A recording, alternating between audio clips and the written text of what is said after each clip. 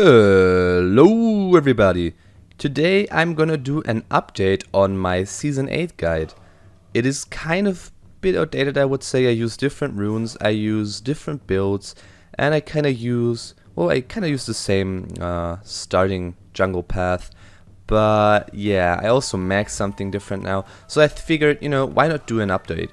Okay, so I'm gonna go over, as I said, runes, my item build, or my item builds, different jungle paths, and what I max. Currently Diamond 3 sitting at 91 LP, and I pretty much have a 10 game win streak on Shaco, so I'm probably gonna be Diamond 2 by the time, or in a couple of days, and I probably will be Diamond 1 again, hopefully, because I dropped down to Diamond 5 almost. Had pretty much unlucky game streak, but happens. But yeah, let's not talk about me, let's talk about the items, runes, and all that stuff. Be right back. Alrighty, okay, so my most used rune page at the moment is yet again Chase's rune page, the Shaco player from an A that is challenger at the moment.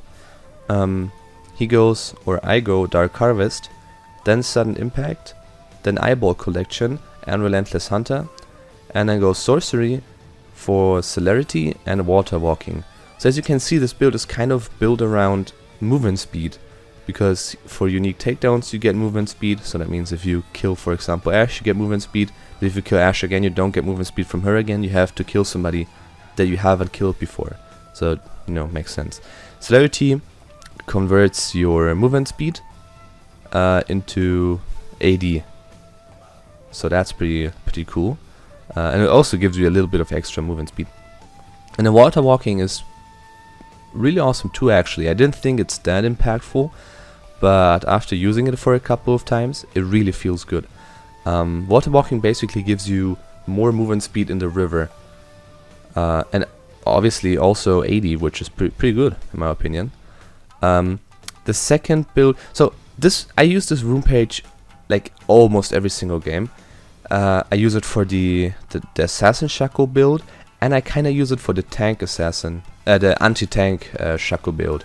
You can use a different rune page, I think, but honestly, I'm not sure about this. So Press to Attack would be the obvious choice, in my opinion. Makes you deal more damage from all sources. That's pretty cool. Triumph, because it's the best out of the three and the thing that you can use the most. Extra attack speed is probably pretty useful because you play around it having attack speed, and deal more damage to champions with more health than you, also with more max health. So that's what you want to do, because you're not going to be so tanky as they are. And then I would go for Sorcery. Now he told me that one thing you can do is play Ultimate Hat. I don't know. The thing is, with the build you kind of want to go for 40% cooldown reduction anyway. It's kind of hard because you have two items that you want to go for that cost 6,000 in total, which don't give you any cooldown reduction. But he said going for Ultimate Hat can work, so I think it's probably better. What you can do is also go for Transcendence, which gives you 10% cooldown reduction, and excess cooldown reduction becomes AD or AP. Now, what I would do as well is go for Gathering Storm, so one of the two, and then Gathering Storm, just because it gives you more AD, which is just nice. I don't know, the rest doesn't feel too good. You could maybe go for Nullifying Orb if you want to, but then you can't go for Ultimate Hat because that doesn't work. As you can see, it doesn't work, sadly. But yeah, either Nullifying Orb and Ultimate Hat, or Nullifying Orb and Transcendence, or Ultimate Hat and Gathering. So you can choose a combination between the four of those. I think those are the best basically, but the rest is pretty much the same.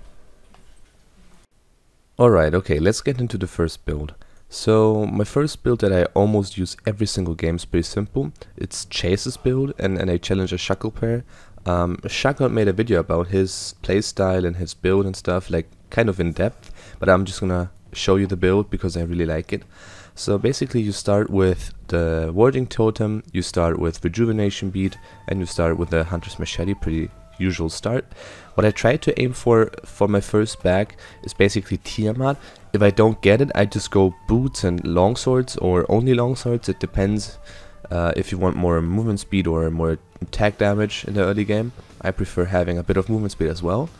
But yeah, as I said, those two items are pretty much the rush items. You always want to get Tiamat and at least tier 1 boots. So in terms of upgrading the boots, there's 3 options you have.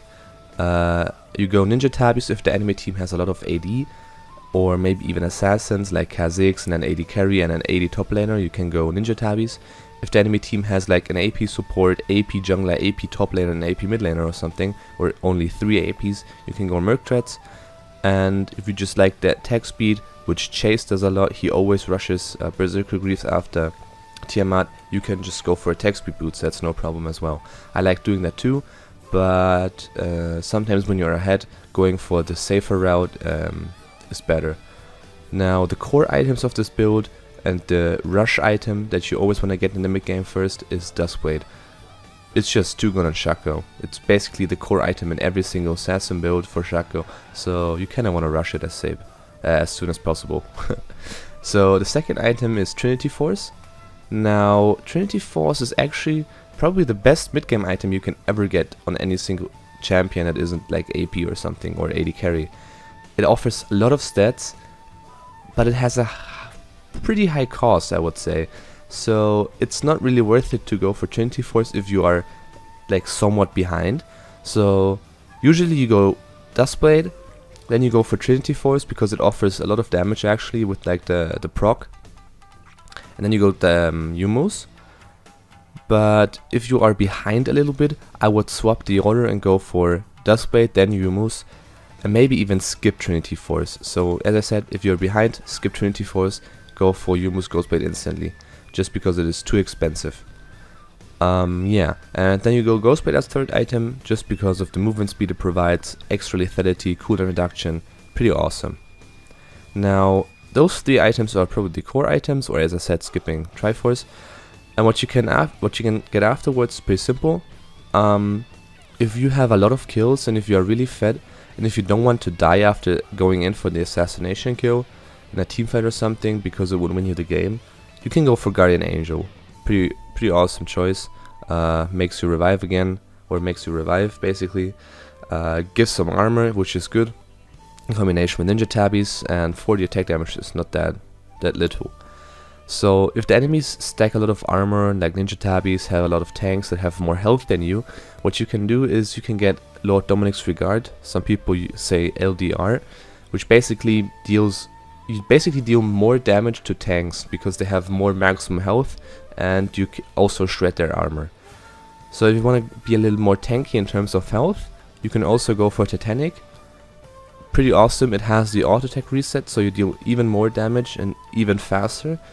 And you are, as I said, a bit more tankier because it gives you 450 health. Pretty awesome. One thing a lot of Shaco players don't actually do is build Essence Reaver. Essence Reaver alone doesn't really do that much, but if you go for a bit more crit, it is really worth it. Because for the cooldown reduction, for the crit you buy, you get cooldown reduction, which is awesome. You kinda don't need it if you go for this build because you have 40% then. But if you don't go for Trinity Force, for example, this is a really good choice to buy. And in combination with another crit item like Infinity Edge, it is really good. It also gives a lot of AD, and if you crit you get mana back, so that's pretty cool. And the last item, obviously, Infinity Edge. I usually go Infinity Edge after this build, just because it enhances my crit damage from the backstab and stuff. And it gives me a 20% chance to do an actual crit, which deals insane amount of damage. So yeah, those are the items. And obviously you want to kind of swap the trinket for an oracle, if you can. Nice. Okay, so the second build is an anti-tank build. It kind of sounds stupid, but it really works. So I was streaming the other day, and the enemy team was 4 tanks, so I was like, oh boy, let's go again. And one of them was even Tamken, so assassinating the enemy AD carry was going to be pretty hard. Now, one of my viewers in the Twitch stream said, yo, I'm from Vietnam, I'm Diamond 5, and I have a super awesome anti-tank build. And I was like, okay, well, show me, I guess. And he told me the build, and oh boy is it strong, it actually works. And the funny thing is, it's not only strong against tanks, but also killing the enemy AD carry is so much fun. You just auto-attack them 3 times with you and your clone and they're dead. So it's basically still an assassin build, kind of, I would say. But yeah, let's go right into it. Now, starting items, same as the other build. You go for Warding Totem, Rejuvenation Bead, and the Hunter's Machete. And you go to rush items are still Tiamat, then Boots, and then whenever you can a Control Ward, I would say. Now, for Boots, you don't go for Berserker's Grease. He said it's not really worth it in his opinion. So either go for Merc Treads if they have a lot of magic damage, or go for Ninja Tabis if they have a lot of AD damage. The problem is I don't know his name anymore, so if you watch this video and you leave a comment down below, I'm for sure gonna pin it. So yeah, if you watch it, leave a comment, I'll pin it. Alright, so now the interesting part. He goes for the Red Smite, Blood Razor enchantment. Why would he do that? So basically, basic attacks deal 4% of the target's maximum health in bonus physical damage. That is crazy. That is really good. And then also combined with the Red Smite, it also deals a bit of true damage, I think. That is really, really good. Now, Blade of Rune King is basically the same thing, but it does 8% of the current health, which is just as good, because if they're full life, you deal 8% of their current health. Damn, that's pretty good. And he also likes to go for Bami Cinder to make the jungle clearing a bit easier. I don't really have a problem with it, but it can also be really good in the late game, because it does pretty good damage actually. Now, obviously you go for Oracle again, because you don't have Dustblade in this build. So after you go for the 2, or if you want to go for Bami Cinder, 3 core items, there's a couple of things that you can do. So most of the time you would probably go for Titanic. Really good item, gives you even more health. In combination with Bami Cinder, it's pretty good. And it gives you more damage and an heart attack reset, which is pretty good.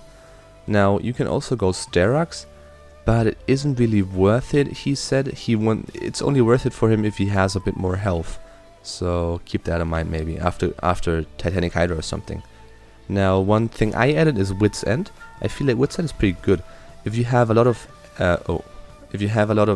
AP enemies and you can actually duel them, like go onto them and get a lot of auto attacks off, the stacks really pay off. And the same thing is with Juinzus. The problem is, okay, so there's a bug currently with the clone that doesn't allow him to stack items like Juinzus or Wit's End. So that's kind of sad. But if you stack like 6 stacks, then ult, your clone will keep the 6 stacks. So yeah, that's kind of a downside of this item. But if you can get the 6 stacks and then ult and then still fight with the 6 stacks, that is huge profit. That is a pretty good item then. But yeah, as I said, kind of downside is that your clone doesn't proc the item. Now, one thing he told me that he likes to go is Adaptive Helmet. In my opinion, Adaptive Helmet isn't really that good. I mean, it is pretty good. It gives magic resistance, it gives health, it gives cooldown reduction. But I don't think the passive is really that worth it. Maybe against stuff like Cassiopeia and Rise, but otherwise I wouldn't say it's too good. But yeah, that's basically the build. Okay, so in terms of maxing, I always max Q at the moment. I just like having longer stealth, and the base damage you don't really notice. But one thing you have to keep in mind though is that's very important. That cost me a lot of games in the beginning. You have no damage on your E. Your E is not a finish off ability anymore. It's just like it heals the enemy basically. It doesn't deal any damage. So if you have like a 20 HP Fizz, nope, can't kill him. If you have like a 10 HP Fizz, well, you probably can't kill him. You get the point, I think. If you max Q, your E deals no damage, so you have to be really careful. After maxing Q, you obviously max E, and then W, and ult whenever possible. Alright, this is by far my favorite stat. It works both on red buff and blue buff, so I'm only going to show it for the blue buff. Basically start with 4 boxes at the buff you want to start at, then do wolves, and then do the other buff, so in this case red buff.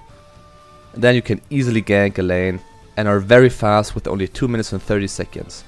The second clear is basically a level 4 cheese clear. It's pretty much known by at this point, but I'm still gonna show it. You basically start with 2 boxes at the wolf camp, then do 2 boxes at the blue buff, and only kill the big wolf and 1 small wolf. You wanna leave 1 of the small wolves alive, very important. This is gonna give you an XP advantage basically. Then you do your blue buff like normally, do the Grom, pretty simple stuff, head back to the wolf, kill it, and as you can see you got a bit more than level 3, which is very important. Then you do the race, you can clear all of them, you don't need to leave a chicken alive. You go to red buff, and boom, level 4. Now this also works when starting Botside. What you want to do is put 2 boxes at the raptor camp or wraith camp. Just like the wolf camp, you want to leave 1 small chicken alive, then put 2 boxes at the red buff. Very simple stuff. It's basically the same as with the blue star, but instead of doing wolves you do the chickens. Leave 1 chicken alive. Almost fucked it up there, but kind of worked out in the end. You gotta be careful, sometimes the chicken walks into the box and triggers it and kind of ruins your red buff clear, or makes it harder so you lose more HP. Then you go back to the chicken, kill it, go to the wolves, kill the wolves like normally, then do the blue buff, and then do Grump. That's basically it.